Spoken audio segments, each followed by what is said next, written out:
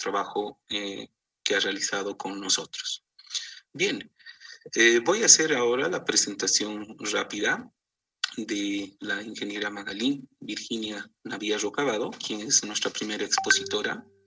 Ella nos ha traído el tema de modelación fluvio-morfológica para el estudio de efectos del dragado concebido como alternativa a la línea amarilla del tren metropolitano en el río Rocha. Si ustedes pueden, digamos, ver su currículum, ella es ingeniero civil de la Universidad Mayor de San Simón, de nuestra carrera, que ha defendido su tesis con excelencia. Y es por eso que también es un honor para nosotros el invitarla en este webinar el día de hoy. Como su experiencia, ella ha trabajado en el Programa de Naciones Unidas para el Desarrollo, el programa PNUD. Es consultora precisamente de la Unidad de Geografía y Logística Electoral para las elecciones que hemos tenido en el 2020 y el 2021.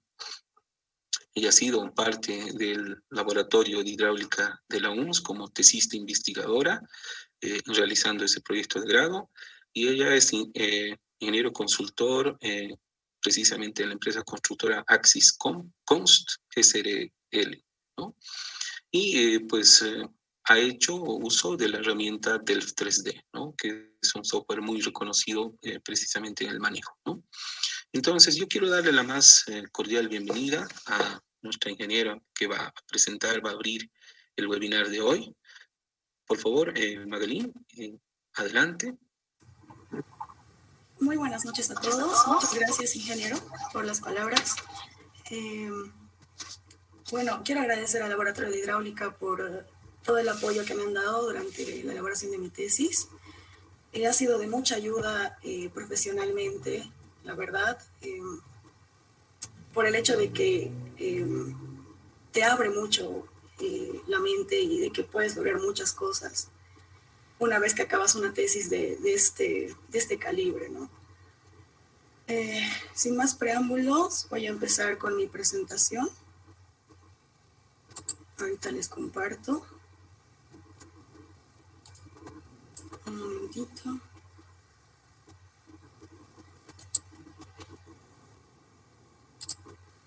Ok. Un momentito se está.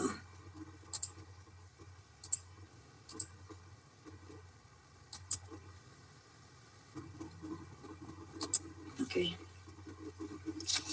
Bueno, mi tesis titula Modelación fluviomorfológica para el estudio de los efectos del dragado concebido como alternativa a la línea amarilla del tren metropolitano en el río Rocha. Este ha sido realizado el año pasado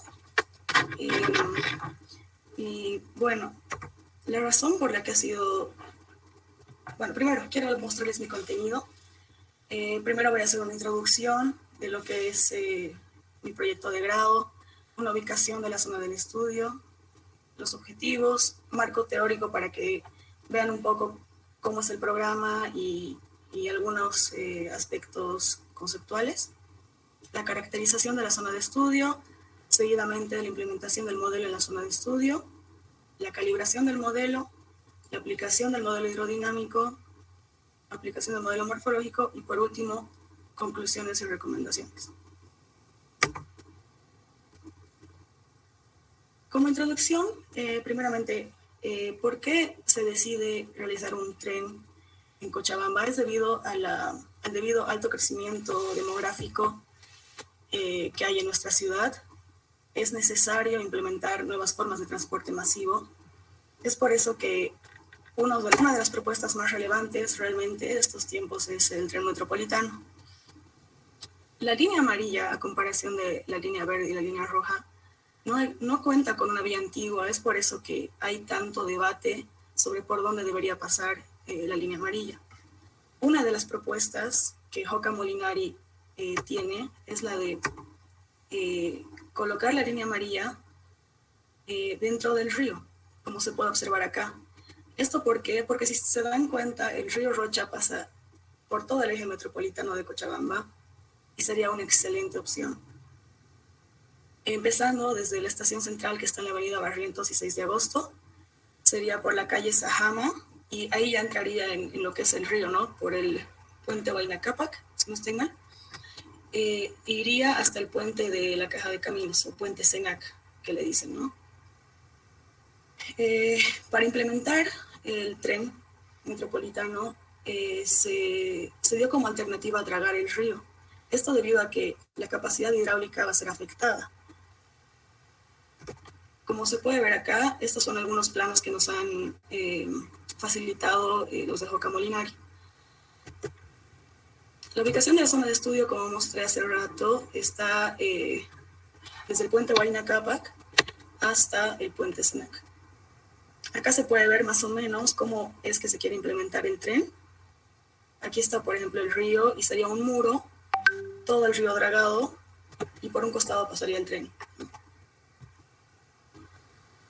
El dragado del río más la implementación del tren ya fue hecha por un estudio que realizó TAMES en 2018, en el cual solamente hizo variar la base y tuvo un movimiento, un volumen de 353.015 metros cúbicos en total, que es bastante. Son en realidad 7 kilómetros, ¿no? de longitud en el río Rocha.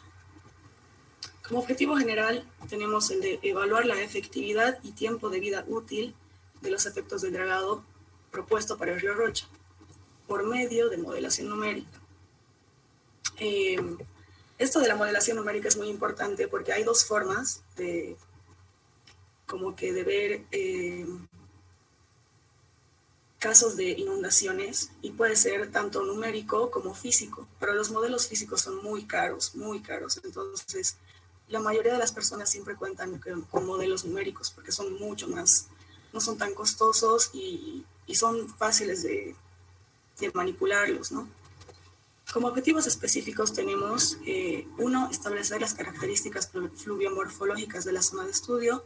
Dos, recopilar elementos de diseño propuestos para la línea amarilla y su impacto. Seguidamente, implementar el modelo hidrodinámico 2D y luego el modelo morfológico 2D a largo plazo, ¿no? Un poco para que vayan viendo de qué trata este modelo computacional del 3D. Ha sido realizado en Deltares, que es una universidad en Holanda, es súper reconocida a nivel mundial.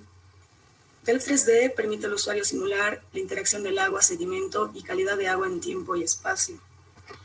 La modelación hidrodinámica, como pueden ver en este cuadro, sí o sí es el eje central para hacer transporte de sedimentos, morfología de ríos, procesos biológicos y hasta transporte de contaminantes.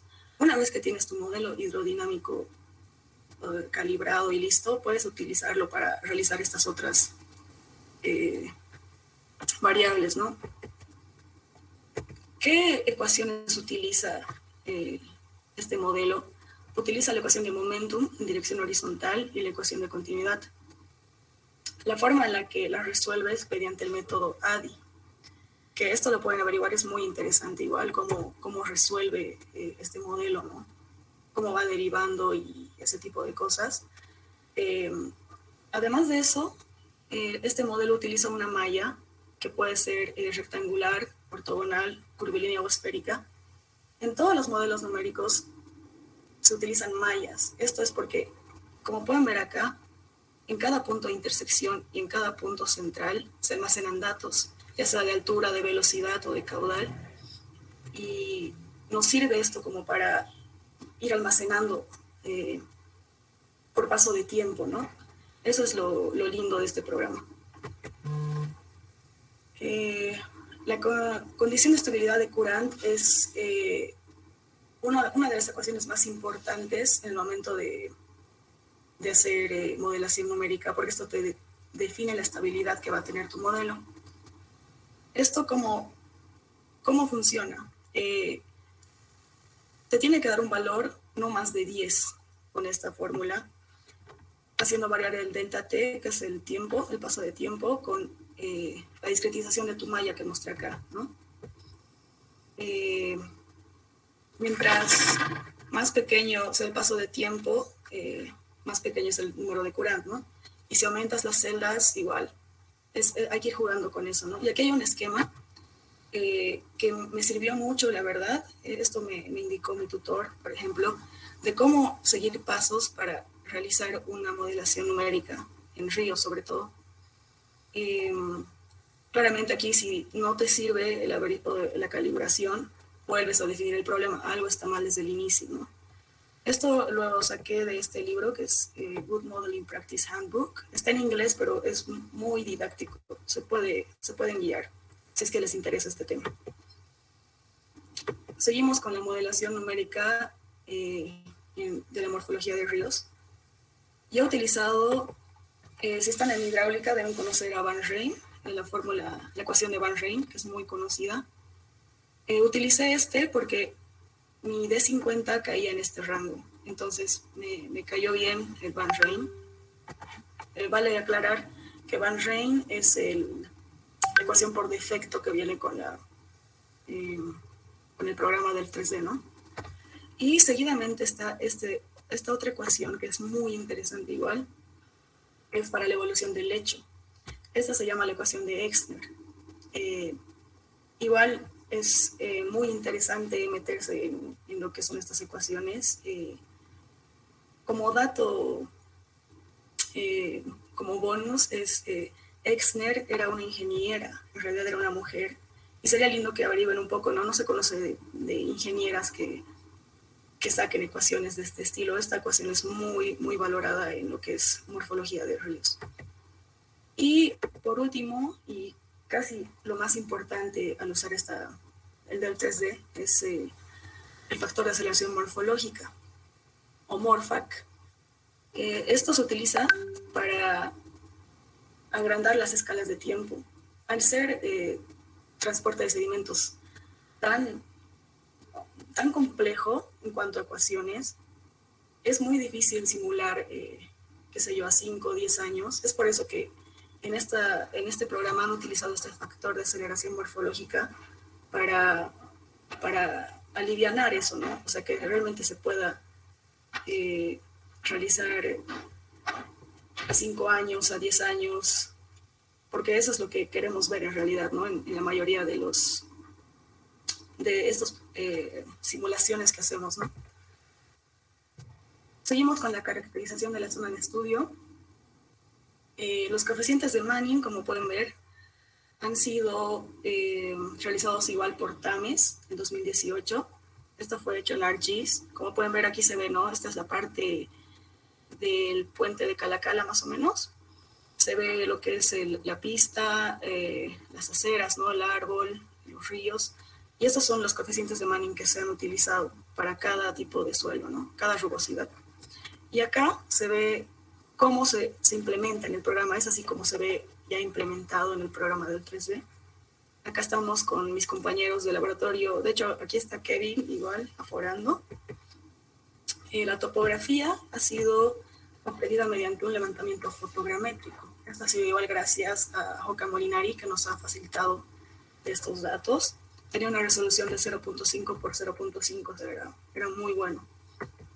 Y esto ya es implementado en el programa del 3D, todo lo que es la batimetría. Acá tenemos algunas fotografías que muestran, ¿no?, cómo es en realidad la topografía del río Rocha. Esto es en el puente del servicio de caminos, bajando un poco por la ciclovía, ¿no? Muyurina, llegando a Cobija y el puente Cajón. Aquí estamos nosotros aforando con los del laboratorio. Bueno, pasamos a hidrometría e hidrología de la zona de estudio. La información más reciente que se tiene es del año 2014 por Bautista, que ha sido igual dirigida por el laboratorio de hidráulica, utilizando el método de vadeo y flotadores. Esta es la curva Checo que se obtuvo.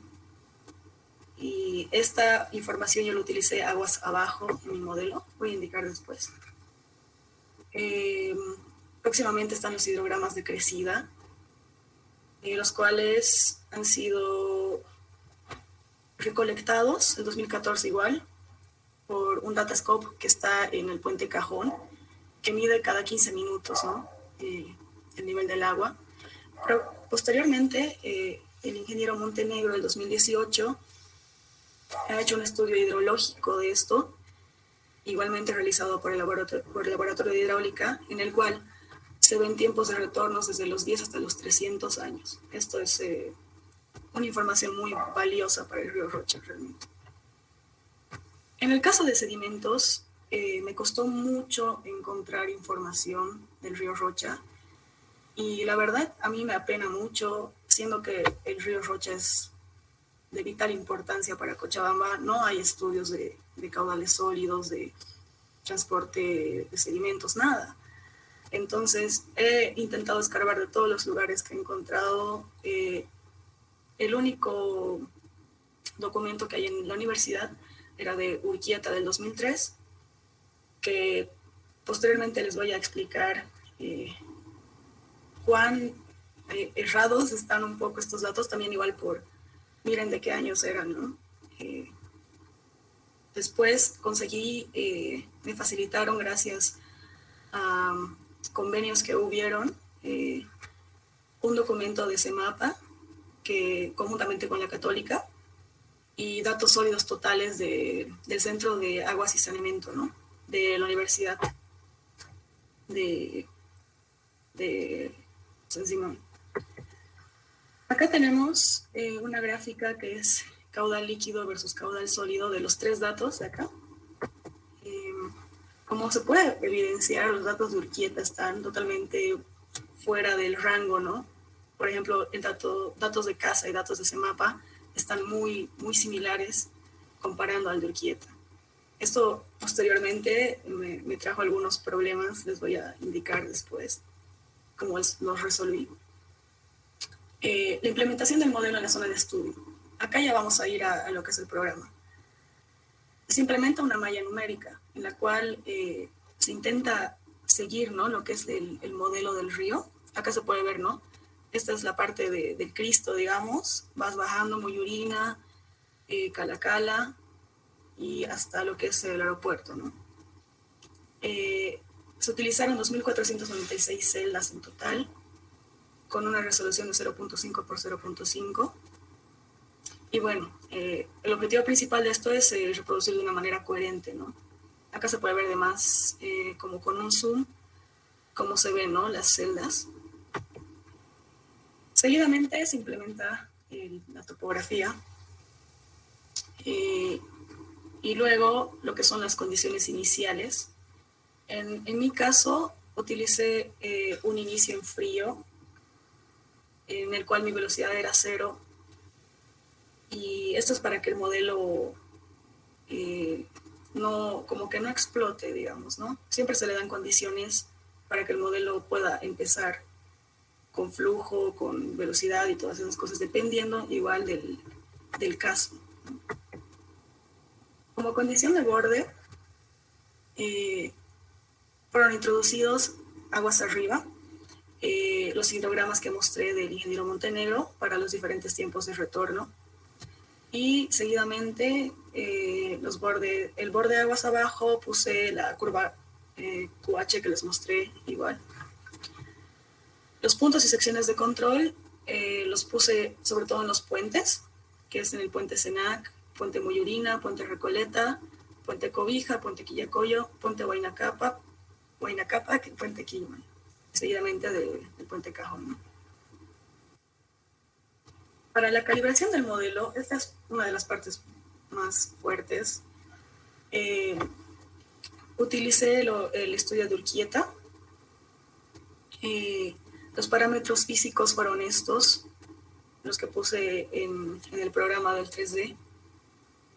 Y los coeficientes que fui modificando, que si ustedes están interesados en hacer modelación numérica, casi siempre se mueve lo que es el Manning y lo que es la viscosidad, ¿no? Jugando con estos parámetros, fui llegando a una calibración cuasi similar, ¿no? Acá se puede ver cómo ha ido variando los coeficientes de Manning desde 0.35 hasta 0.26. Como se muestra acá, se puede ir desde 0.025 hasta 0.40 y el 0.026 fue el que más llegó a un error más bajo, ¿no? Para la simulación hidrodinámica de este caso, se hicieron 3 escenarios. Uno, el que es en situación actual, que sería el río Rocha como está, ¿no? Seguidamente está el tren sin dragado, que propusimos hacer un escenario en el que esté el río tal cual, pero con el muro del tren, para ver qué es lo que pasaba. Seguidamente un tercer escenario en el cual ya sería el tren más el dragado del río, ¿no? Cada escenario para los diferentes tiempos de retorno que mencioné. Y bueno, ya teniendo los resultados, para el escenario 1, en un tiempo de retorno de 300 años, se evidencia una probabilidad de inundación en el que esto es en la parte del puente Cobija.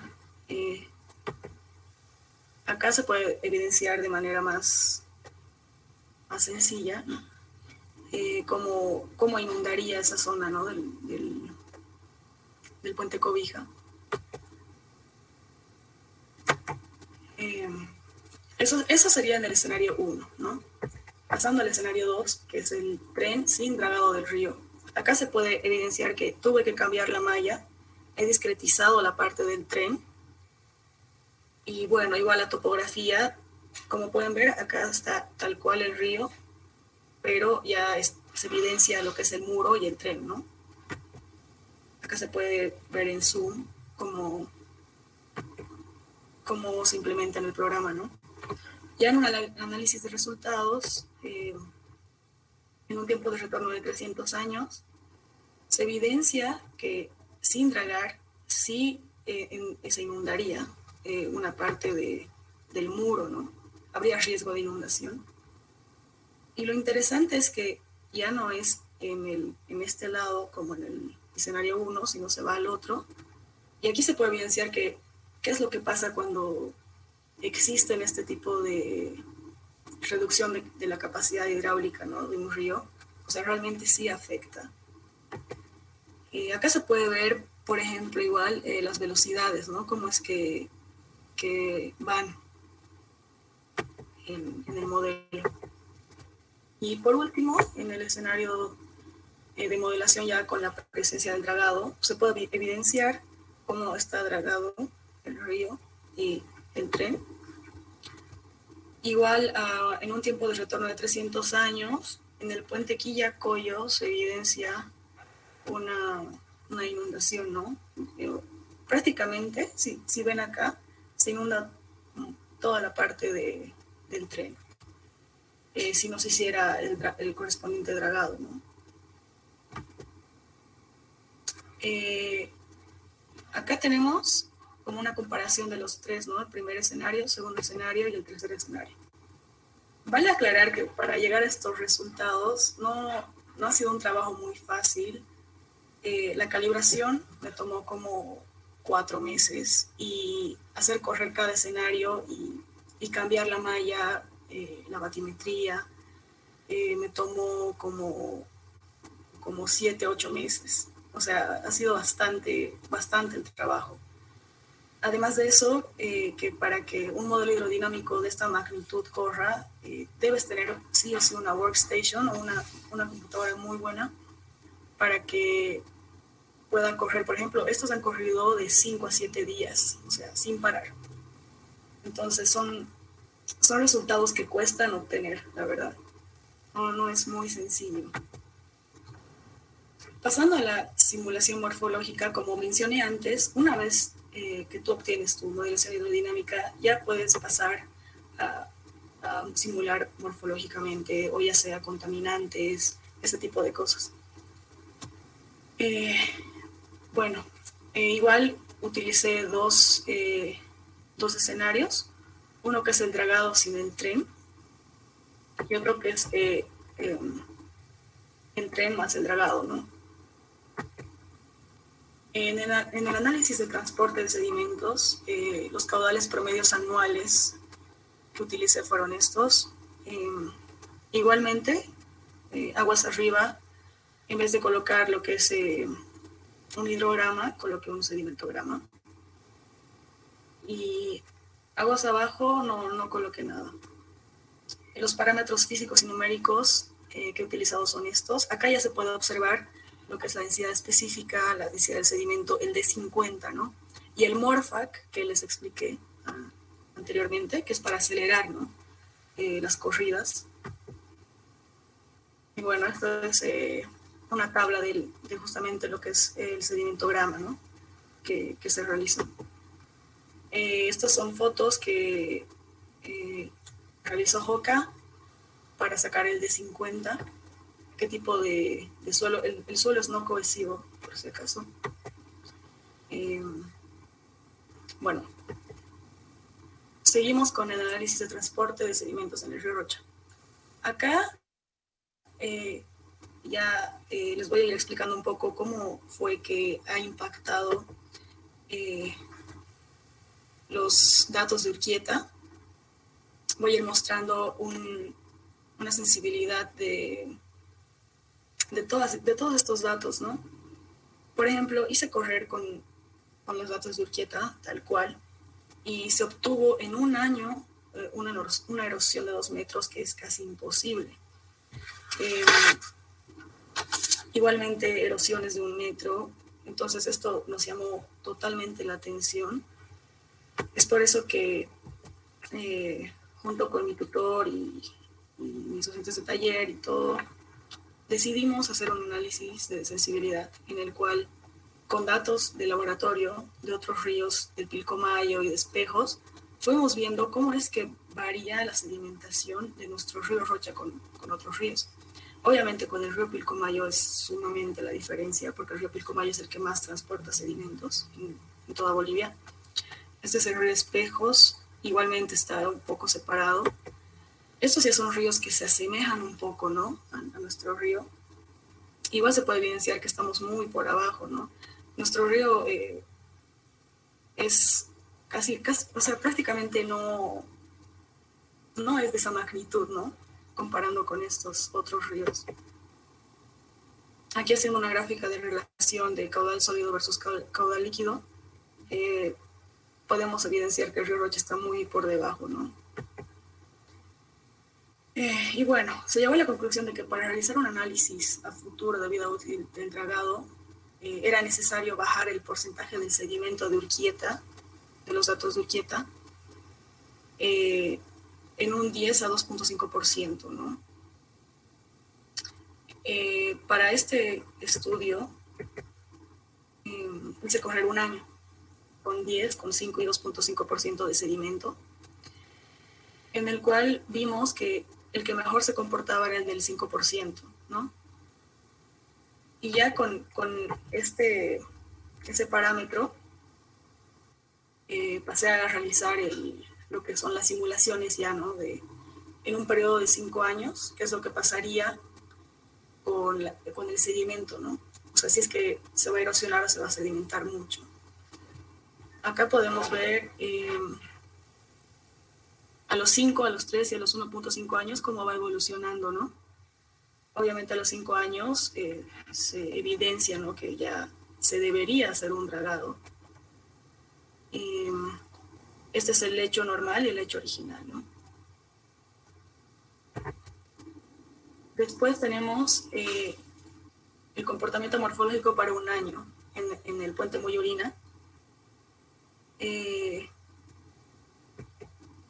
Bueno, vamos viendo, ¿no? Igual, cómo va a los 1.5, a los 3, a los 5 años. O sea, prácticamente el dragado del río tendría que hacerse cada 3 o cada 2 años. Eso voy a ir mostrando ya en mis conclusiones. O sea, realmente es evidenciable que se debe hacer un dragado, ¿no? Acá podemos evidenciar en los mapas, igual cómo se va sedimentando y erosionando, ¿no? En la curva, sobre todo. Y bueno, acá voy mostrando, ¿no? Cómo se evidencia en las corridas. Igualmente, como la parte hidrodinámica, para hacer la parte morfológica, me ha tomado igual bastante tiempo averiguar cómo introducir los datos, esto del factor morfológico. Y bueno, ha sido igual un trabajo muy laborioso. Para esta parte morfológica, al ser mucho más complejo que el hidrodinámico, tuve que utilizar una computadora que me fue facilitada gracias al laboratorio de hidráulica que está en el centro de energías, una workstation, la cual la tenía funcionando prácticamente todos los días y hacía correr, y igual mis corridas me tardaban como 8 días, o sea, sin descanso, y, o sea, realmente ha sido un trabajo muy fuerte en cuanto a corridas y calibraciones y todas esas cosas, ¿no? Como conclusiones a todo esto, tenemos que, bueno, se evidenciaron amenazas de inundación en los 3 escenarios, ¿no? Con los diferentes tiempos de retorno, oscilando las manchas entre 0.2 hasta 1.2 metros para un periodo de retorno de 300 años, lo que asegura que trabajos de mantenimiento en el río Rocha deben ser realizados frecuentemente si se desea implementar el tren. En el caso del estudio fluviomorfológico, se estudió el transporte de sedimentos de fondo y bueno, como les indiqué, que para simular de manera correcta y adecuada se debe tomar un margen de 2.5 a 10% del total de la concentración de sólidos. Esto para poder simular de manera correcta, ¿no? Igual, bueno, a los 5 años se tiene que el río Rocha llegaría a sedimentarse en un 20% de su capacidad. Se puede acotar que el río Rocha, al estar en contacto con el medio que lo rodea, es modificado por el hombre. Y es por eso, igual, que estos datos varían tanto, ¿no? O sea, no es un río como el Pilcomayo o alguno de esos. Realmente hay gente que entra, botan basura, entonces es muy difícil obtener un caudal sólido real, ¿no? Y bueno, en base a los resultados obtenidos sobre la modelación fluviomorfológica, la implementación del tren queda en consideración. Esto teniendo en cuenta que a los 5 años se evidencia una sedimentación hasta el 20%, además de que la capacidad hidráulica se vería afectada, ¿no? También queríamos hacer como un análisis económico, ¿no? Porque el dragado del río para 7 kilómetros es bastante, o sea, se gastaría demasiado dinero, entonces no es muy viable esta solución que han dado los de Joaquín Molinari, ¿no? Como recomendaciones, primeramente, yo sí quiero enfatizar en esto, o sea, de que se realicen frecuentes mediciones de caudales sólidos en el río Rocha, porque la información que se tiene es casi nula, ¿no? También se recomienda hacer relevamientos topográficos más extensos de las zonas aledañas para ver qué es, o sea, hacia dónde iría el agua, ¿verdad? O sea, porque si se dan cuenta, la franja que tengo de estudio igual es muy, muy pequeña. Entonces, tal vez con una topografía más amplia se podría evidenciar más cosas, ¿no? Se recomienda realizar estudios para periodos de modelación más largos. Se ha observado que la modelación morfológica demanda bastantes recursos computacionales, por lo que se recomienda, como les dije, utilizar workstation o clusters. Se recomienda realizar simulaciones de eventos extremos, considerando la sedimentación que yo hice para periodos de 5 años, que sería un estudio bastante interesante. Y bueno, en base a los resultados del modelo, se ve por conveniente realizar trabajos de dragado cada 5 años para garantizar la capacidad hidráulica del río. Sin más preámbulos, eso es todo. Muchísimas gracias, Maggie. Te voy a decir Maggie de cariño, sé que es una ingeniera brillante. Miren, yo rescato, antes de pasar a la parte de preguntas, que se ha disponibilizado un formulario precisamente para formulártelas lo que ha llegado, ¿no? Yo rescato, pero un pequeño comentario. Lo que tú les has contado, las experiencias que has vivido durante el proceso de realizar tu proyecto de grado, ¿no? Yo consigo que sí eres un excelente ingeniero porque has ido paso a paso solucionando los problemas que se te han presentado.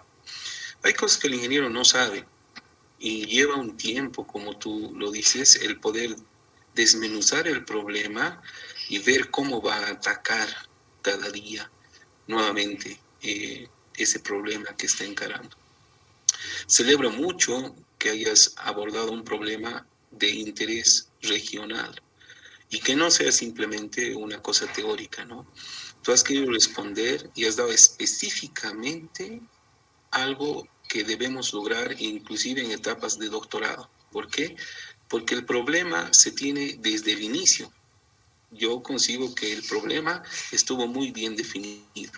O sea, ¿qué va a pasar en el caso de que pongamos la línea amarilla por el río, ¿no? Y miren, yo consigo que esto es un tema ya prácticamente maestría, doctorado, que se lo puede encarar y que lo has hecho a nivel de licenciatura, ¿no? Y es por eso que tiene una gran valía. Lo otro me parece importante indicar que dentro del histórico, por ejemplo, del río Rocha, ustedes saben que siempre el río Rocha ha provocado inundaciones, ¿no? En la parte baja, en la parte sería este de la ciudad, ¿no? Y que por eso se ha construido inclusive la Laguna Lalay, ya es una obra que es prácticamente de apoyo ante el problema de la inundación, ¿no? Sin embargo, las herramientas, como tú lo has mencionado, están ahí, pero el consejo que yo puedo dar es una vez que ustedes terminan con el problema, llegan a unas conclusiones que son coherentes, o sea, se sienten en paz con lo que ustedes han hecho, dejarlo, porque en realidad no, el problema tiene que ser parte del trabajo, pero no parte de tu vida, ¿no? Entonces uno tiene que estar feliz con lo que ha hecho, ¿no? Y yo creo que Maggie, tú debes sentirte muy feliz en todo lo que has logrado precisamente con este proceso que has vivido, ¿ya? Es justo cuando más uno se exige o no sabe cómo resolver, que más avanza como ingeniero. Y precisamente al final lo único que quieres es demostrarte a ti mismo que puedes hacerlo. Entonces, muchos a veces nos dicen, ¿no? Deberían, por ejemplo, traer expositores de fuera, etcétera, ¿no? Y yo pienso que es mucho más rico lo que tú has expuesto con nosotros el día de hoy, apreciada Maggie, y que escuchen muchos profesionales y también estudiantes que están, hemos batido récord, está todo el tiempo Meet lleno y Facebook, ni qué decir, hay mucha cantidad de estudiantes que te está escuchando. Y precisamente tú les has dado consejos, ¿no? Y les has dicho, les has abierto la mente, miren, esto me ha llevado 3 meses, esto requiere de clase de computación, que también ya lo tenemos en San Simón, y necesitamos más personas comprometidas con el desarrollo local, así como tú, yo he percibido en tu presentación que has internalizado esas ganas de hacer algo por tu región, ¿no? Entonces, eso motiva mucho más a un ingeniero, ¿no? Entonces, yo estoy seguro que los siguientes pasos que vas a dar van a ser, por supuesto, alentadores, ¿no? No siempre los ingenieros en la parte de investigación se tienen siempre buenos resultados, ¿ya? Y eso es lo que nos tiene que motivar a que, bueno, tenemos que seguir intentando y ver cuál es la mejor solución, ¿no? Tú has encontrado un camino y con tus sugerencias estás aportando mucho desde el punto de vista de la ingeniería, ¿no? Ya cuando tú tengas una nueva modelación, ya es mucho más rápido, ya es mucho más fácil el poder encarar este tipo de problemas, pero son problemas diferentes. Entonces, igual, tenemos que volver a demostrarnos a nosotros mismos que podemos hacerlo. Entonces, Maggie, yo estoy muy feliz, yo te felicito y he rescatado eso. Te pido que te sientes feliz por haber hecho una contribución a más de la nota que ha salido de excelencia. Yo creo que es un gran aporte que has realizado como persona y por eso debes sentirte muy feliz. Te voy a hacer una pregunta que viene de Juan Valderrama. Pregunta, si el modelo fue simulado a flujo permanente o no permanente. Muchas gracias por sus palabras, ingeniero, primeramente. Realmente, antes de responder la pregunta, quisiera como que motivar a los que están en el laboratorio de hidráulica a que sigan con su tesis, no se den por vencidos, porque realmente se aprende mucho. Sé que es difícil, sé que toma tiempo, pero realmente los frutos que tienes después son muy lindos. O sea, realmente es una casa el laboratorio de hidráulica, y que sepan aprovechar eso como buenos sansimonianos que somos. Pienso que el laboratorio de hidráulica es de los mejores que hay en Bolivia, y realmente aprovechen eso, ¿no? El flujo fue permanente, el que utilicé. Perfecto, tenemos, bueno, tal vez por el término, ¿no? Simplemente que has usado. José Castro me pregunta si se refiere a la corrida, perdón, ¿a qué se refiere la corrida en frío del Delft 3D? La corrida en frío, sobre todo cuando se utiliza una velocidad cero. Y esto depende mucho del modelo que se tenga, ¿no? Igual de los datos de entrada, por ejemplo, como debiera un hidrograma, no ha sido necesario colocar una velocidad, ¿no? Porque yo tenía hidrogramas de tiempos de retorno. Por eso es que utilicé un inicio en frío, ¿no? Perfecto. Mira, yo pienso que esas son las preguntas que sintetizan lo que ha llegado, ¿no? Por ejemplo, dentro de los resultados se ven muy claramente qué áreas van a ser afectadas, ¿no? Dentro de la planificación de lo que significaría la línea amarilla. Y yo creo que es una de las variables más que deben ser consideradas el momento que se hacen trazos de diferentes tipos de vías, ¿no? Has mencionado muy bien precisamente que se hace la integración de información de lo que corresponde a los sistemas de información geográfica. Está, por supuesto, la planificación de las ciudades, ¿no? Que no es un problema, no es algo fácil de resolver. Y, por supuesto, está no solo tomar una especialidad del problema, sino tenemos que conjuncionar, y por eso ahora se está trabajando en equipos interdisciplinarios, ¿no? Para que cada uno aporte con la solución, ¿no? Entonces yo rescato precisamente eso en tu presentación, que desde el punto de vista hidráulico y de inundación se tiene que manejar no solamente tragando el río, sino se tiene que hacer un análisis mucho más profundo dentro de lo que significa la solución para que sirva realmente a lo que se quiere hacer. Y finalmente, tal vez se me ocurre pensar, me ha gustado mucho ver tus fotografías que has ido a campo, ¿no?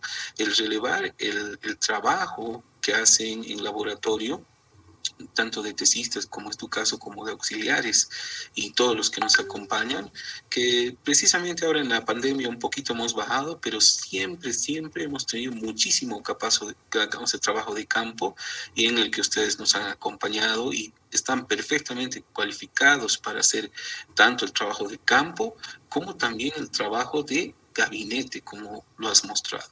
Entonces las fotos hablan por sí solas, ¿no? Es un ingeniero completo. Puedes ir a campo, puedes sacar todos los parámetros, puedes procesar esos parámetros y tener resultados, ¿no? Entonces, yo deseo agradecerte mucho por la presentación, este espacio que nos has brindado de tu tiempo, de una hora, que has accedido con mucho agrado el poder exponer tu proyecto de grado, y para nosotros un gusto el tenerte el día de hoy en esta difusión. No sé si gustas adicionar algo, Maggie, tal vez antes de presentar al segundo expositor. Pues nada, muchas gracias por escucharme a todos, y bueno, espero que sea de provecho. Igual si tienen dudas de modelaciones hidrodinámicas, o ya sea de morfológicas, me pueden hablar. Estoy igual dispuesta a escuchar recomendaciones o cosas así. Así que gracias a todos por escucharme. Y gracias, Ingrid. Oye, no, a ti, Maggie. Bueno, ha llegado una pregunta, no dice el nombre, sin embargo te las voy a realizar porque tenemos tiempo, tenemos 5 minutos todavía, y dice lo siguiente. Si el caso hubiera sido que la línea del tren metropolitano sea subterráneo, ¿cómo se adecuaría el proyecto de grado presentado a esa opción? ¿Subterráneo por el río o al lado de las vías?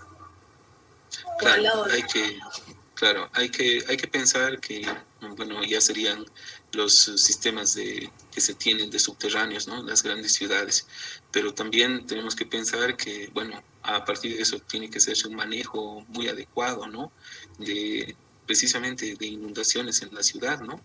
Entonces yo Claro, creo sí. que él lo que quiere preguntar, no dice el nombre, pero claramente dice si fuese subterráneo, ¿no? Entonces estamos hablando claramente ya de obras subterráneas, ¿no?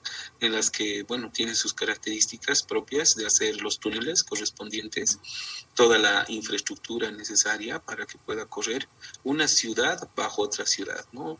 Personas que conocen las grandes ciudades saben que en la superficie está corriendo una ciudad y por debajo, en la parte de transporte, otra, pero son proyectos realmente, bueno, que han tenido que solucionarlos así, porque ya la capacidad vial en la parte de superficie no daba, ¿no?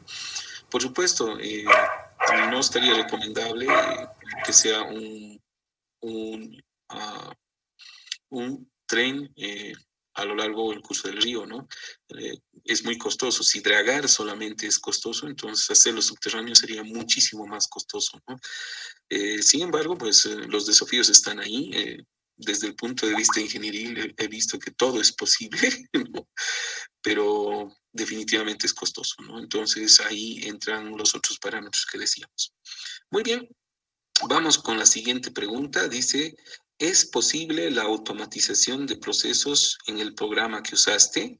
Por ejemplo, modificar la rugosidad automáticamente en un intervalo dado para la parte de la calibración.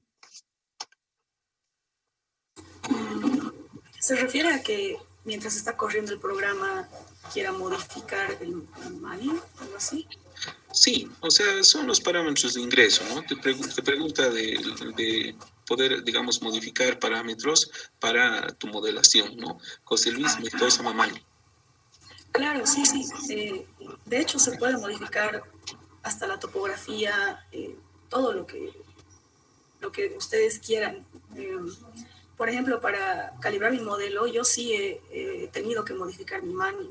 Por ejemplo, la rugosidad del río ha ido variando de lo que era 0,035 hasta 0,026 y eso me ha permitido calibrar mi modelo.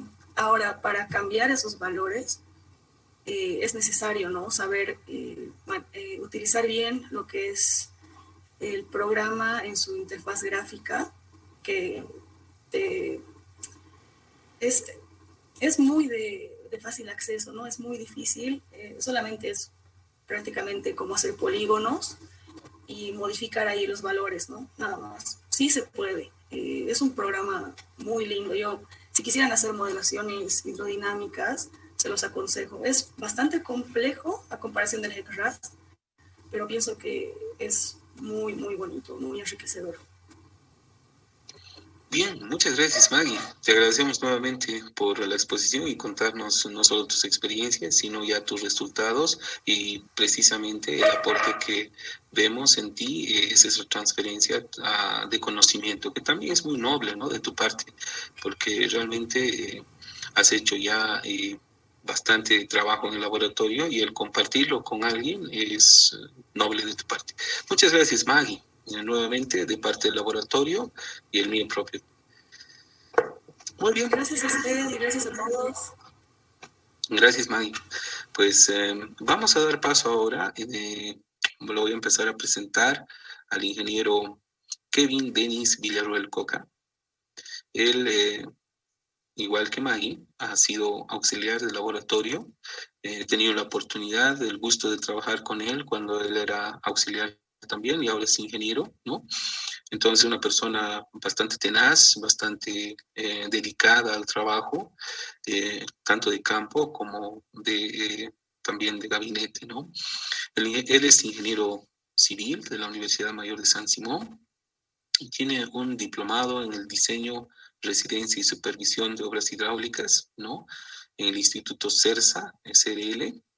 Es maestrante del programa de modelización de sistemas hídricos de la Universidad de Salamanca y como experiencia él ya realiza con digamos, consultorías en el área de recursos hídricos. Ha sido el auxiliar de investigación del Laboratorio de Hidráulica y precisamente hoy nos va a exponer el tema que titula Modelo físico de la represa La Paz, Hampaturi Alto. Ingeniero Kevin, por favor, adelante. Muy buenas noches, ingeniero. Gracias por la pequeña presentación. Primeramente, agradecerle infinitamente al Laboratorio de Hidráulica por tener este tipo de actividades donde podamos mostrar podamos enseñar lo que el laboratorio hace, ¿no? con los tesistas o auxiliares. Bueno, agradecerle eso. Voy a empezar.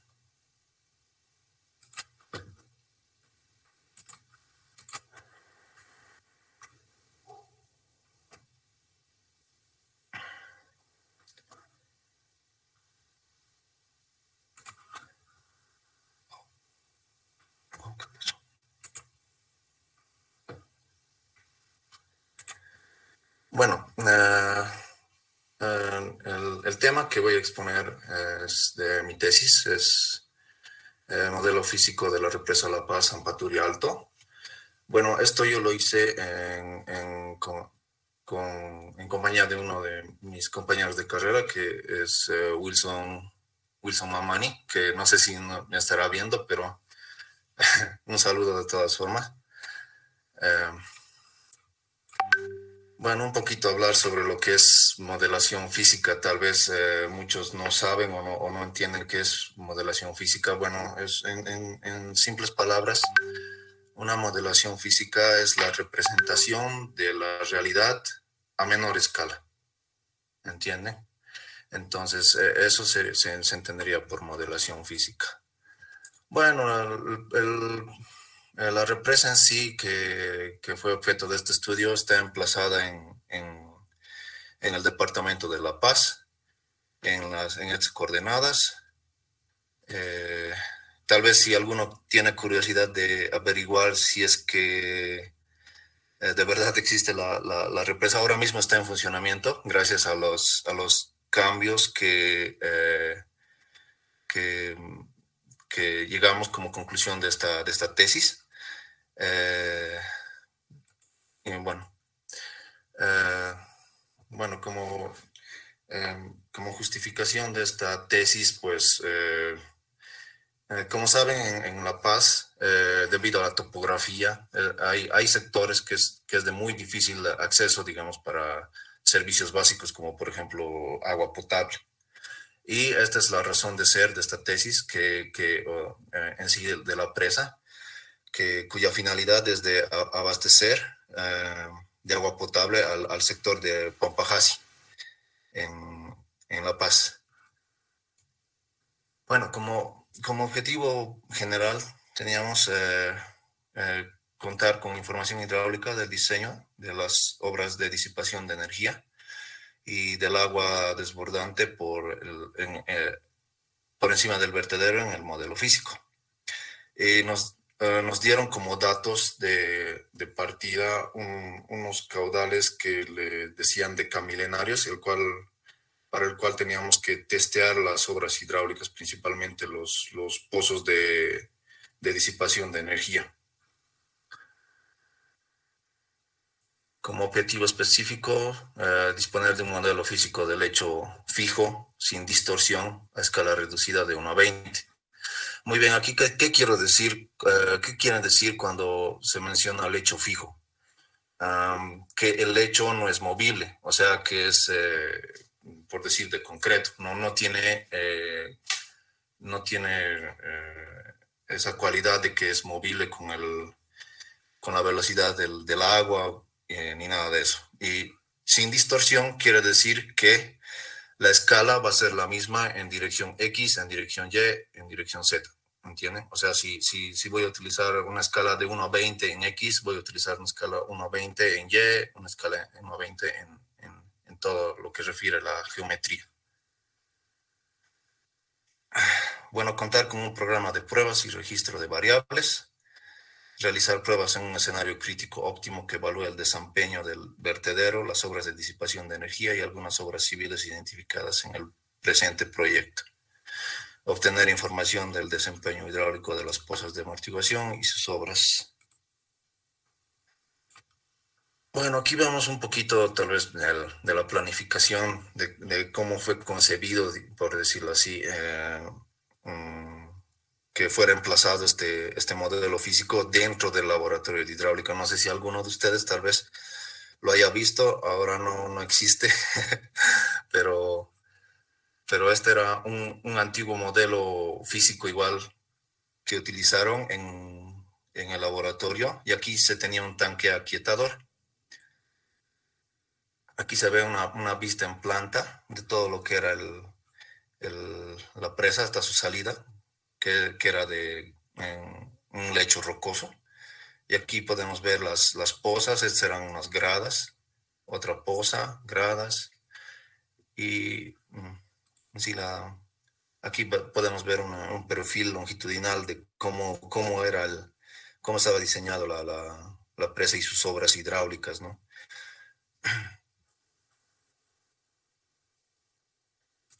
Bueno, la escala del modelo fue escogida una escala de 1 a 20. Esta escala, ¿a qué estaba sujeta? Principalmente a la disposición de espacio. ¿No es cierto? En este tipo de trabajos o modelación, se está sujeto a la disposición del espacio. No se podía elegir una escala más grande que esta porque uno, la economía también el costo del modelo físico iba a ser muy elevado, y segundo, el espacio que teníamos disponible en el laboratorio de hidráulica para emplazar el modelo. Bueno, el modelo es un modelo freudiano, por decirlo así, donde asumimos, o debido a las características del fenómeno que estábamos estudiando, asumimos una semejanza hidráulica, que es el número de Froude del modelo es igual al número de Froude del prototipo. Ahora bien, ¿qué es el modelo y qué es el prototipo? El modelo es la representación de la realidad a menor escala, y el prototipo es la represa en sí, digamos, en sitio. Bueno, asumiendo esto, podemos llegar a unas ecuaciones de compatibilidad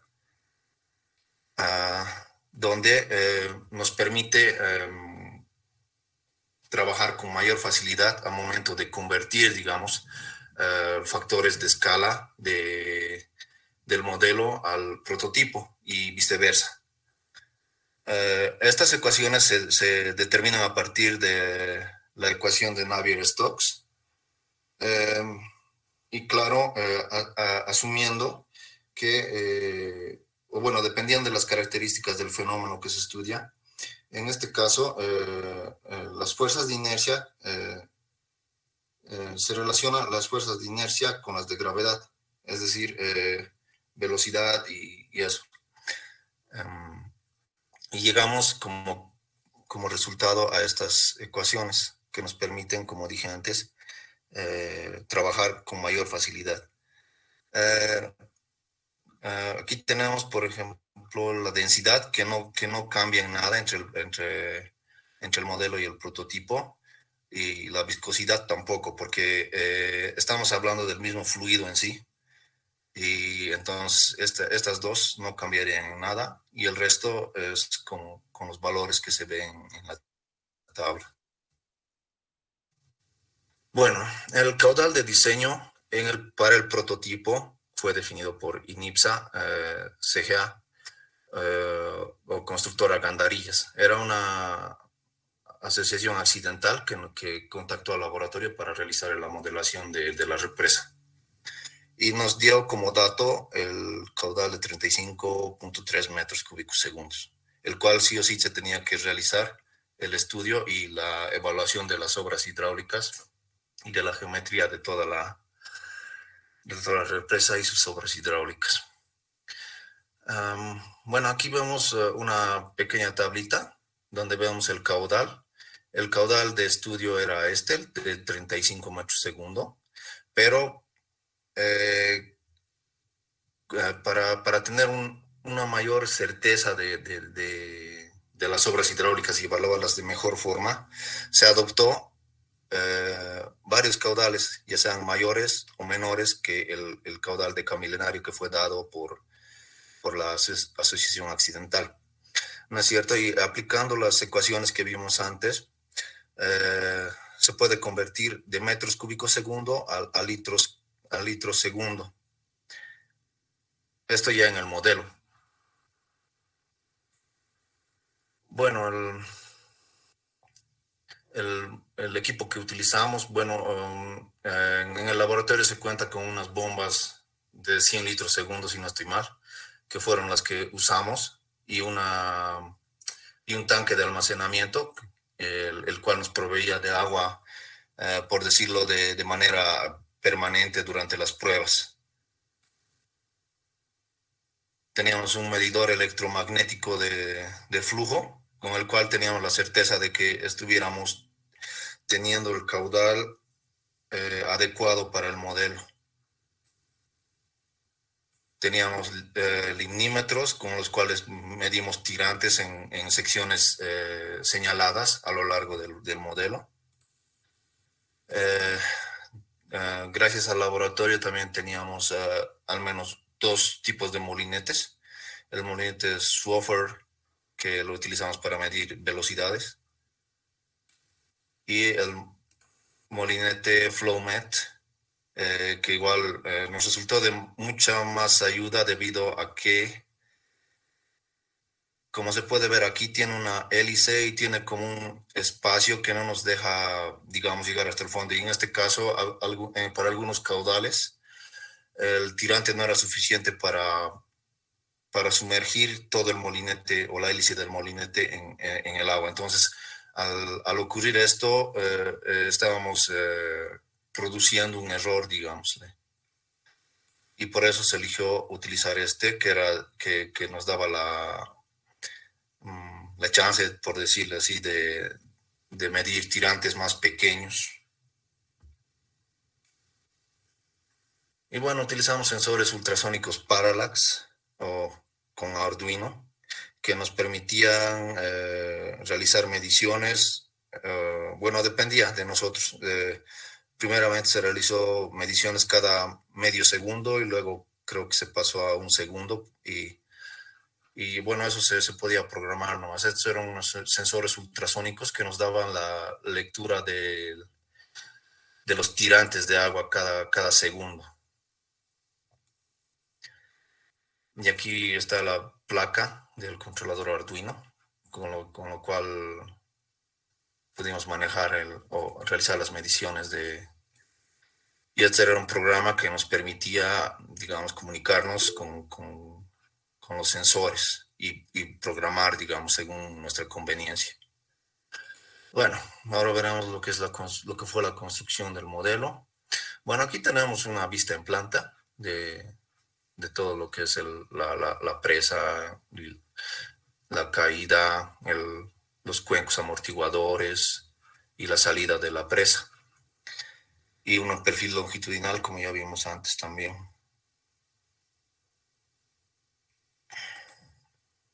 Bueno, aquí vemos cómo iba a estar emplazado el modelo físico de la represa dentro del laboratorio. ¿No es cierto? Aquí tenemos un tanque amortiguador,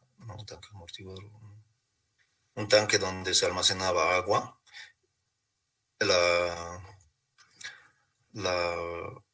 el vertedero, aquí está el vertedero y las obras hidráulicas, ¿no? Y aquí está la salida ya para volver a recircular el agua, para que vuelva al tanque y otra vez tener caudal permanentemente, ¿no? Todo el tiempo. Esa era la condición. A veces los trabajos eran pues desde que amanecía hasta que casi anochecía. Bueno, todo un reto fue.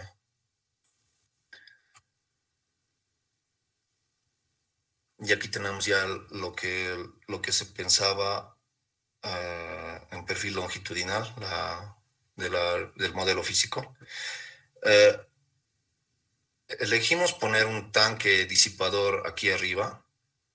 También había la opción de poner de que el tanque fuera hasta la base de la presa, pero eso iba a ser un poco imposible o difícil de hacer, y además que íbamos a necesitar mucha más cantidad de agua, por lo cual se eligió levantarlo y que solamente tengamos esta altura, digamos, de agua. Al final no influye en nada, el estudio no estaba referido, digamos, a presiones o alguna cosa de esas en la presa. Nuestro objeto era estudiar los tirantes, y la condición era que del cuenco disipador que fuera, que las velocidades cerca del vertedero sean próximas a cero.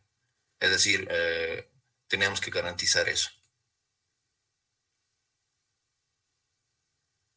Y bueno, que aquí está una vista en planta de lo que fue el modelo.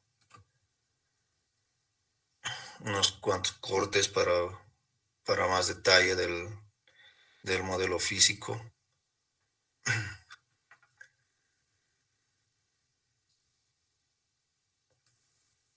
Bueno, aquí vemos una vista en 3D, hecho en SketchUp, de lo que era el modelo físico en sí, en 3 dimensiones. ¿No es cierto? Aquí podemos ver los estribos en el vertedero. Podemos ver la pila, que del vertedero también, que se fue cambiando. Se realizó 3 configuraciones de la misma, que después vamos a ver.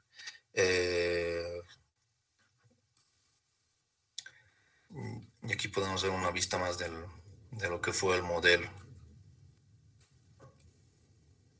Y bueno, aquí vemos fotografías de lo que fue la construcción del modelo, del emplazamiento en un modelo que ya estaba en el laboratorio. O sea, aprovechamos que ya estaba, y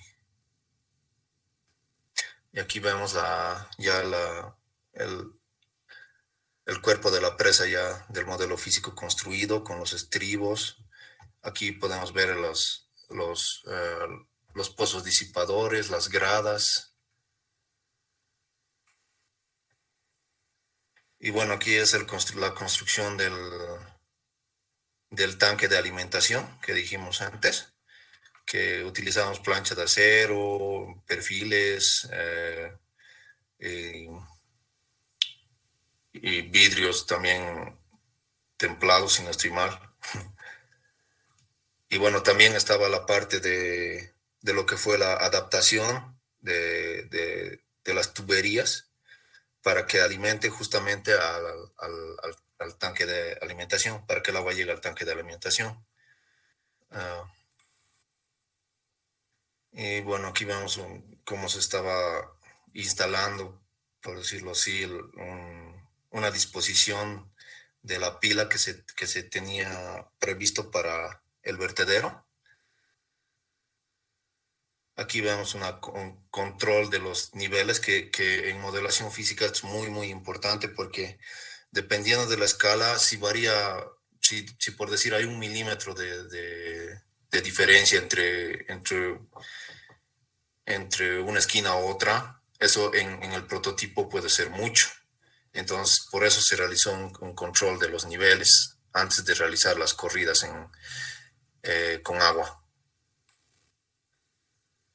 Y bueno, aquí vemos un pequeño, tal vez, problemita o dilema que tuvimos al principio, que no pudimos alcanzar la capacidad de 20 litros segundo, que era el caudal que nos pedían.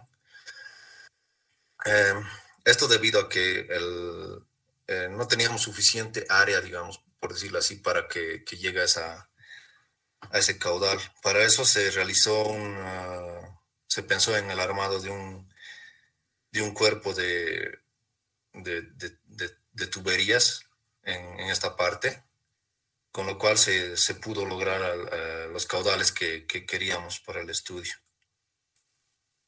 Y bueno, aquí podemos ver la calibración de lo que era el panel aquietador. El panel aquietador estaba dentro de lo que era el tanque de alimentación. para garantizar la máxima quietud posible, que no haya, o sea, para simular lo mejor posible el cuenco del embalse, tuvimos que diseñar un panel aquietador, para lo cual realizamos varios ensayos en el canal didáctico que deben conocer de hidráulica 1 y hidráulica 2, en el cual utilizamos estas bolas de cristal, por decirlo así, de diferente diámetro, y el panel aquietador también con diferente espaciamiento. Aquí podemos ver, este es el canal didáctico, y aquí podemos ver el agua entrando con mucha turbulencia, el panel aquietador con un cierto diámetro de bolas de vidrio, y después podemos ver el nivel que baja muchísimo respecto a la entrada y la salida, y también el agua es más calmada, o sea, no con tanta turbulencia. Entonces eso era lo que se buscaba, pero se tenía que hacer varios ensayos para buscar la mejor opción posible de espaciamiento y diámetro de canicas. Y bueno, aquí vemos varias mediciones que se realizaron con diferentes diámetros de bolas de vidrio, ¿no es cierto? Y vemos los resultados de tirante de agua antes del panel, tirante de agua después del panel, el espaciamiento del panel. Y bueno, después de realizar estas pruebas, se vio que el mejor diámetro era este de 0.011 metros, que prácticamente serían las canicas más chiquitas, por decirlo así, que presentaron mejores resultados. Y también una vez teniendo elegido el diámetro de las canicas, el siguiente problema a solucionar era el espaciamiento del panel aquietador, ¿no es cierto? Y para eso se realizaron otra vez más ensayos, con lo cual tuvimos como resultado esta gráfica, donde se puede ver el caudal específico versus el gradiente hidráulico, ¿no es cierto? Esto en términos de la escala del canal didáctico, que realizando una conversión también se podía hacer a escala del modelo físico que teníamos, ¿no es cierto? Que era de unos 10 centímetros, si no estoy mal, el espaciamiento en el modelo. Y con esto ya teníamos los datos como para construir nuestro panel aquietador, para asegurar velocidades cercanas a cero dentro del tanque de alimentación.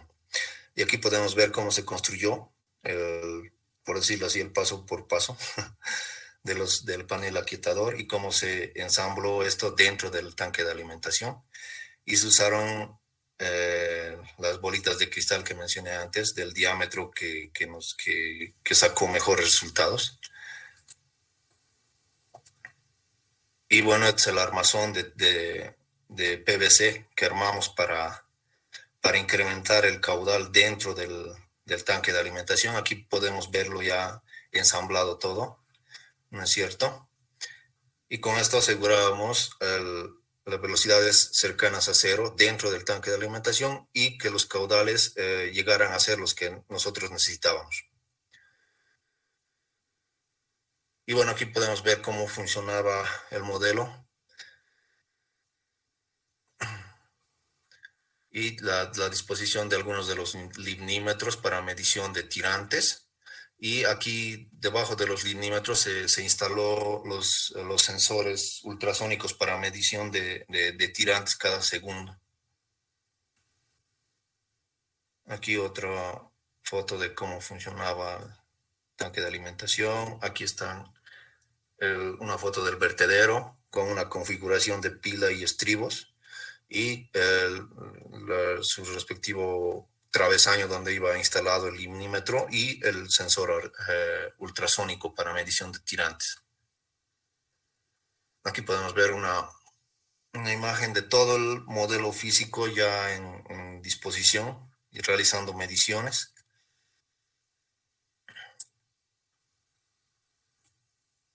Y unas vistas más del... Y bueno, una vez teniendo esto, lo que nos preocupaba era que el número de Manning no fuera el adecuado. ¿A qué me refiero? Eh, por ejemplo, en el modelo iba a ser la característica más difícil de recrear, debido a que en el prototipo el número de Manning es muy pequeño, y para recrear eso en el modelo físico se tenía que utilizar un alisado muy fino, por decirlo así. Entonces lo que hicimos es primero calcular el número de Manning que teníamos en el modelo, ¿no es cierto? Y para diferentes caudales, y aquí vemos una comparación de los tirantes calculados y tirantes observados en el modelo. Los tirantes calculados fueron calculados con la, uh, con la ecuación. Y bueno, aquí vemos el número de Nash and Sutcliffe, que es un número de eficiencia que nos indica el mejor valor posible. ¿No es cierto? Aquí podemos ver que todos los valores podrían ser aceptables, ¿no es cierto? Hasta un 90% o un 80% es aceptable, muy aceptable. Pero en nuestro caso tenía que ser el mayor de todos. Entonces el coeficiente de Manning que adoptamos para el modelo fue de 0.010, que tenía el 95% de eficiencia. Y bueno, aquí veamos cómo estaba funcionando el modelo físico con los travesaños, limnímetros y estos cables conectados que estaban conectados a esta computadora que nos daba lecturas cada segundo de los tirantes, ya sean en los cuencos o en las gradas o donde nosotros quisiéramos realizar lecturas. Se vio por conveniente marcar secciones, ¿no es cierto?, donde todo el tiempo nosotros tuviéramos que hacer mediciones. O sea, nosotros colocábamos el travesaño y realizábamos mediciones por un determinado número de minutos, por decirlo así.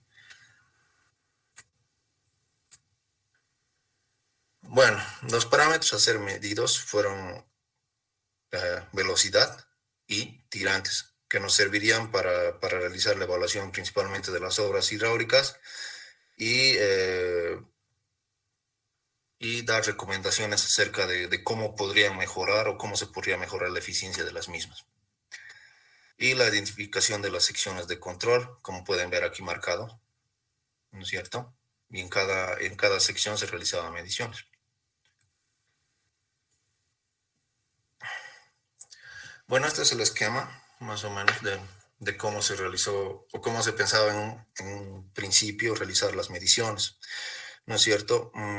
Se tenía como primera tarea realizar las mediciones con una pila rectangular y estribos rectangulares en el vertedero. Pero luego de las primeras corridas se vio que esto no era eficiente, porque no aprovechaba todo el ancho efectivo del vertedero que podía tener, ¿no es cierto? Y habían espacios vacíos. Entonces esto no era bueno para el modelo físico en sí. Y bueno, las mediciones en los cuencos amortiguadores, en la entrada y la salida de los mismos. Y como resultados tuvimos los tirantes de agua, perfiles de velocidad y perfiles de energía, que nos iban a ayudar a evaluar las obras hidráulicas. Bueno, aquí vemos cómo se realizaban las mediciones. Se realizaban las mediciones con este molinete, y a su vez simultáneamente se realizaban las mediciones de los tirantes y los tirantes con los sensores ultrasónicos. que nos permitían, por decirlo así, comparar resultados.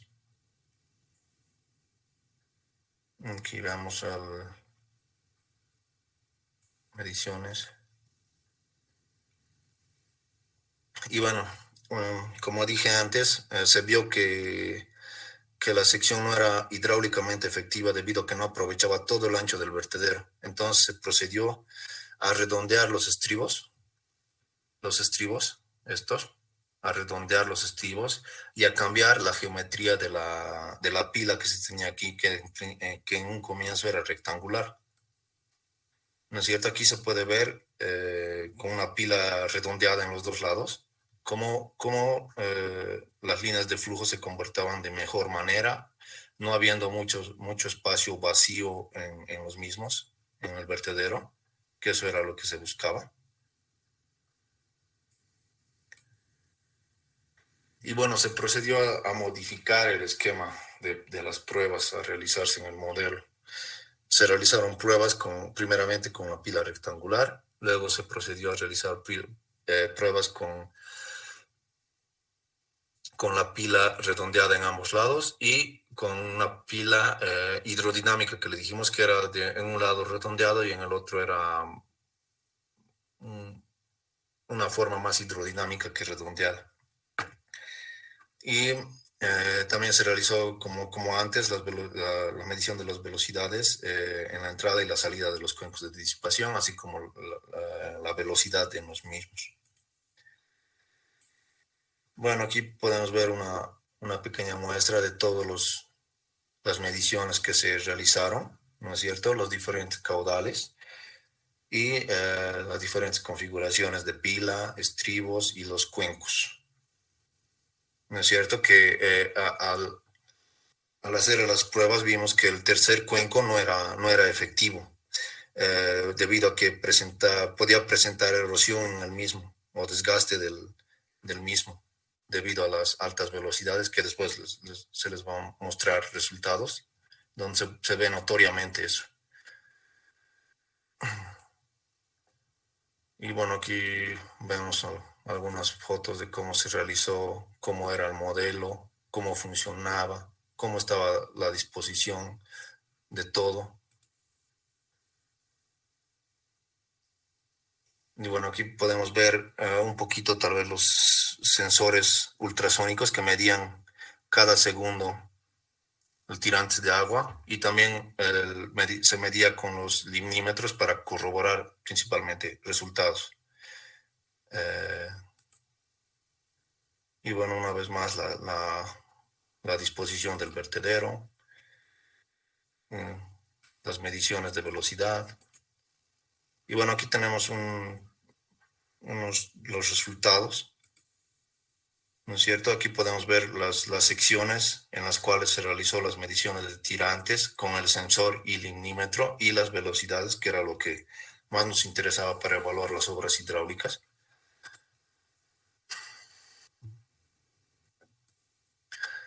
Y bueno, esto es lo que les dije en el tercer cuenco, que se presentaba esta condición que no era lo que se buscaba. Y entonces lo que se hizo fue subir este tercer cuenco, subirle 1 o 2 centímetros de altura. Y con eso este fenómeno que vemos aquí retrocedió hasta aquí. Y entonces con lo cual ya asegurábamos que el modelo físico estaba funcionando de manera óptima, por decirlo así.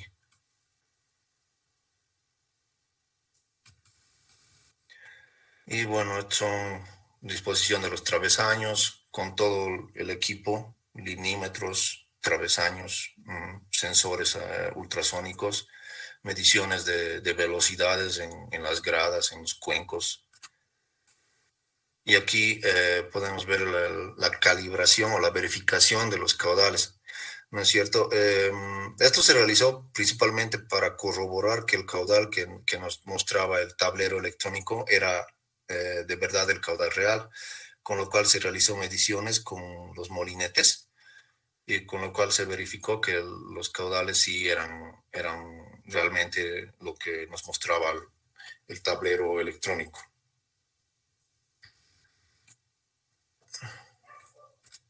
Y bueno, aquí vemos un pequeño una pequeña tabla Excel, el cual nos ayudaba a eliminar datos que podrían ser tomados como un error o una mala medición del sensor.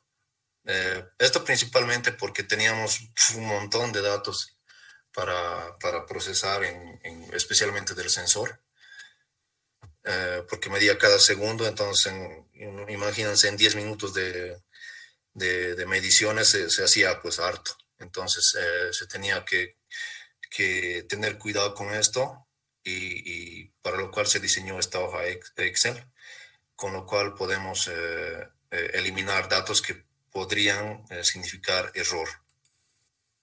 Y aquí podemos ver a lo que me refiero con los errores, ¿no es cierto? Aquí vemos unos cuantos puntos que están totalmente desviados de la nube de puntos aquí abajo, ¿no es cierto? Y para esto se creó esta tabla Excel, con lo cual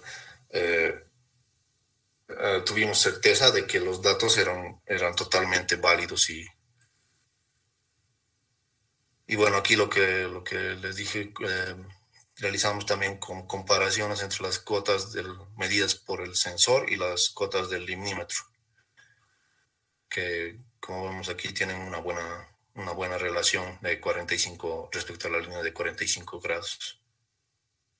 Y el coeficiente de eficiencia es del 0.95, o sea, es muy alto. Entonces, con lo cual sí se tenía la certeza de que los sensores estaban bien calibrados, los sensores ultrasónicos, y con lo cual también utilizábamos el limímetro para comparar.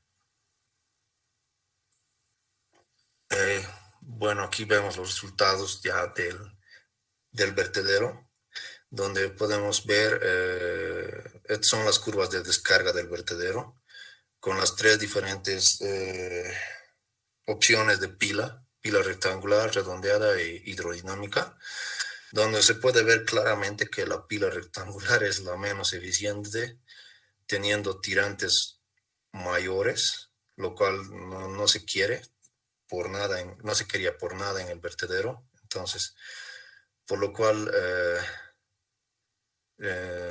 se realizó las modificaciones a las otras dos configuraciones de pilas. Y en realidad no había mucha diferencia entre la pila redondeada y la pila hidrodinámica. Se realizó las recomendaciones pertinentes a la empresa constructora, que la pila rectangular no era la mejor opción para usar. Y bueno, aquí vemos las gráficas de las cotas medidas para el caudal decamilenario. En realidad serían los tirantes medidos, ¿no es cierto? En las diferentes secciones que consideramos que eran las más críticas para medir. Y aquí ya podemos ver una alarma, por decirlo así, en la gráfica, donde podemos ver velocidades muy elevadas que podrían llegar a ser erosivas y dañinas para el cuenco amortiguador, para el tercer cuenco amortiguador, con lo cual ya era una mala señal. Y bueno, también se realizó gráficas del número de Flood, donde también se veía que el flujo era súper crítico, y esto podría poner en riesgo las obras hidráulicas, ¿no es cierto? Al menos en el tercer cuenco. Y aquí podemos ver una imagen donde se ve claramente la condición esta, que se ve claramente aquí, que se quería evitar. Y bueno, una gráfica de energías para el caudal decamilenario. Y bueno, aquí como hacer una comparación entre lo medido por el sensor y el limímetro, que son exactamente o parecidas en cierta forma. También aquí podemos ver las velocidades y el número de Flood igual en el tercer cuenco. que nos indica ya velocidades muy altamente erosivas. Y bueno, aquí podemos ver las gráficas de los distintos caudales de estudio medidos con el sensor.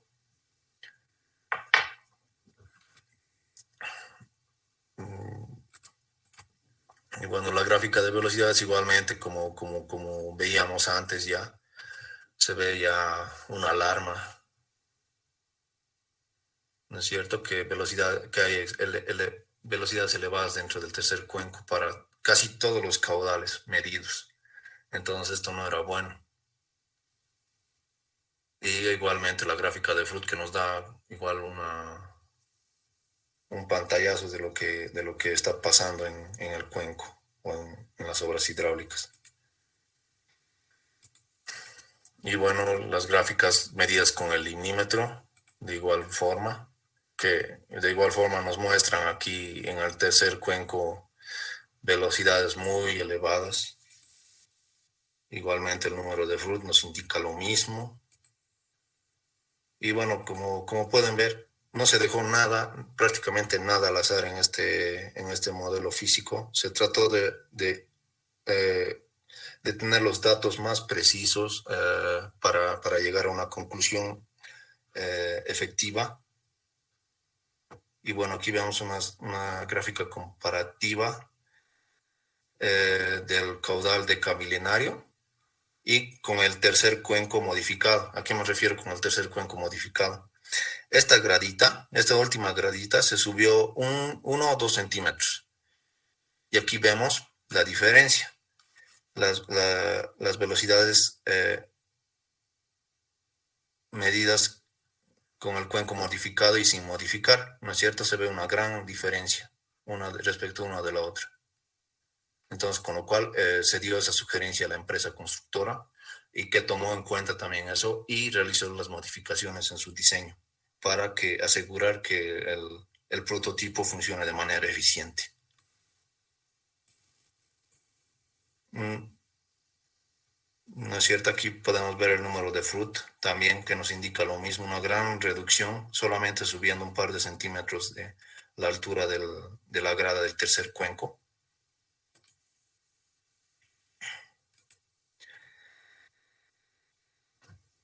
Y bueno, una gráfica en la sección del vertedero de excedencias, donde podemos ver las velocidades y versus el caudal.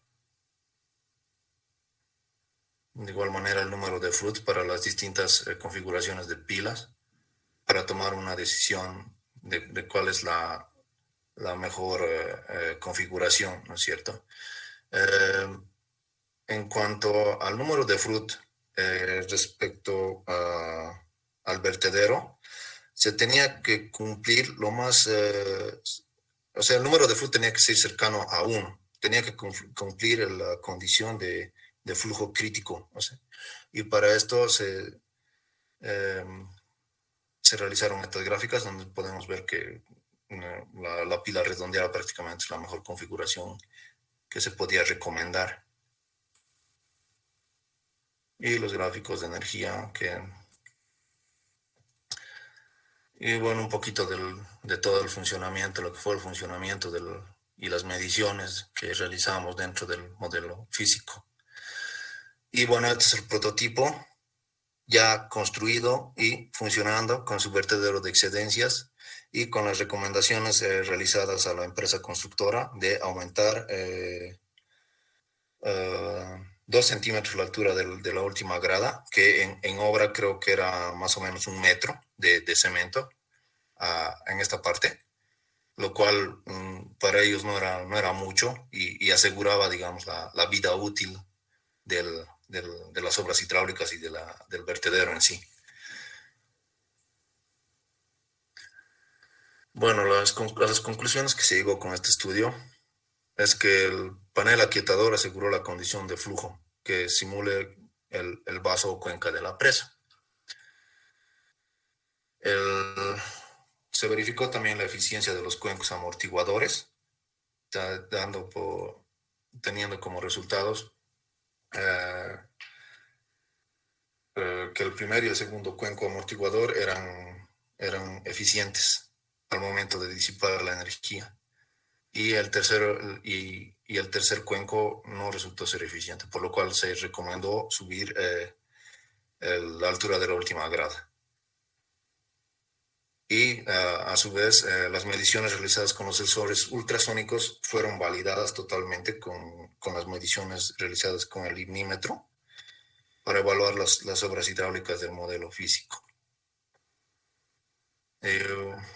Bueno, respecto al vertedero, la primera configuración no fue para nada efectiva. Como ya dije, no funcionaba de manera eficiente.